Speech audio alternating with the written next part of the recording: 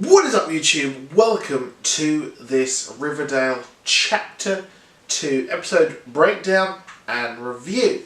So, if you have seen my video from last week's episode, you will have seen me gushing about this show. I absolutely love it. It is a well shot, the colorization, the outfits, they are all amazing, and the show is just absolutely fantastic.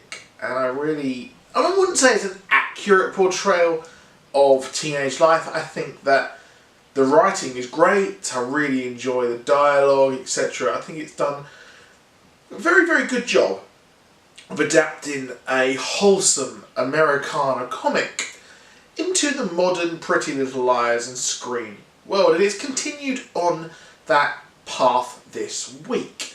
So the big thing here, obviously, the whole thing around Riverdale is Jason's death. And now we find out that, well, Jason was telling us all about his death during his autopsy. And it turns out that he didn't die until a week later. Now, obviously, there was Archie and Miss Gundle, I can't remember exactly her name, but they were getting on it, and then they heard a gunshot. Now, this gunshot was supposedly when he went missing. But now we've got a week. He didn't die until a week later, according to the autopsy. So, what's happening there? So, Archie is now, or at the end of this episode, it looked like he was going to reveal that he heard the gunshot. So now that's going to be a big, big thing with Cheryl Blossom because, well, she put her hands out like that and said they're going to find her guilty. So that's completely strange. She's been so composed throughout the whole thing. When they were dissecting the things in the science class, she didn't mind. She didn't care. And she made a parallel, which no one else was making a parallel, to her brother's autopsy. But the minute she saw Archie run through that banner, she got mega triggered and ran off. And was this guilt talking? Was this her guilt really rearing an ugly, ugly thing here for her? Not sure. But we see that Jughead is now in on this murder mystery. Kind of weird that he started suspecting Archie for this whole thing. But Jughead saw Archie with the teacher. And I'm not sure about this whole kind of statutory rape thing. It's a bit odd in my eyes, but it's a story. So they're telling a story. The show as a whole is great. We've got rid of the Betty and Veronica kind of hatred.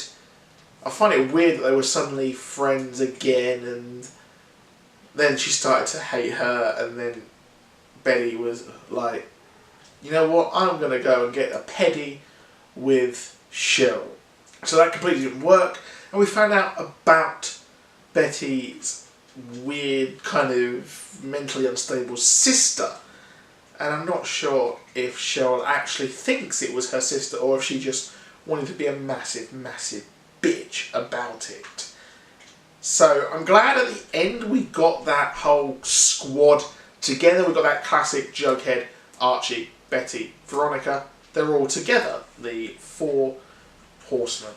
So I'm glad we've got that kind of resolution, and we're going to move forward here. It's been revealed that Betty and Jughead will be the ones who are investigating this mystery, which will make a lot of sense.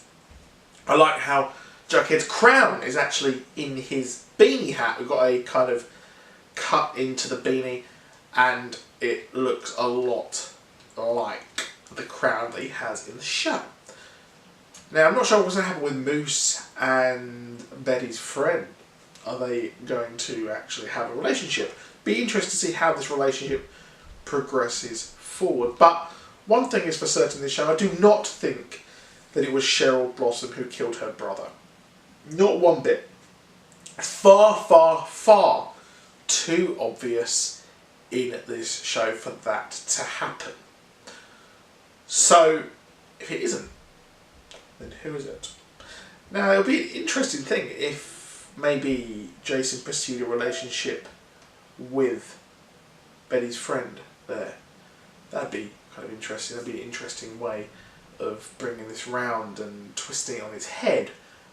Who knows? But I have loved this episode to bits. So I'll see you soon. Goodbye. Please do drop a like, subscribe, and comment below with your opinions. If you're already subscribed, please do hit that bell button so you never miss a video. See you soon.